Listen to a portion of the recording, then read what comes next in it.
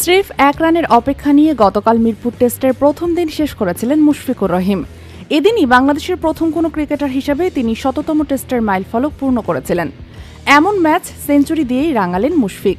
শততম টেস্টে সেঞ্চুরি করে তিনি কিংবদন্তি গর্ডন গ্রিনিজ, জাভেদ মিয়াঁদাদ, ইনজামামুল হক ও গ্রায়েম স্মিথদের কাতারে ঢুকে গেলেন। ৯৯ রানে অপরাজিত থেকে আজ ক্রিজে আসেন মুশফিক। সঙ্গী আগের দিন ৪৭ রান করা লিটন দাস। মুশফিক ম্যাথু হামপ্রিসের করা প্রথম ওভারটা ঠান্ডা মাথায় কাটিয়ে দেন। পরের ওভারে লিটন আসেন স্ট্রাইকে। জর্ডান নীলের করা প্রথম বলেই তিনি সিঙ্গেল রান নেন।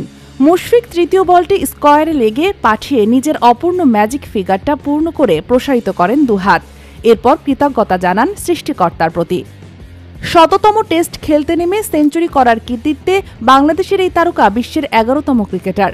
অস্ট্রেলিয়ান কিংবদন্তি রিকি পন্টিং শততম টেস্টের ২ ইনিংসেই সেঞ্চুরি করেছিলেন। ফলে এমন মাইলফলক ম্যাচে সেঞ্চুরির ঘটনা ১২তম বার ঘটল। এর মধ্যে দিয়ে মুশফিক ১১ কিংবদন্তির তালিকায় যুক্ত হলেন। এর মধ্যে সর্বশেষ দুজন জো রুট ও ডেভিড ওয়ার্নার অবশ্য শততম টেস্টে ডাবল সেঞ্চুরি করেছিলেন।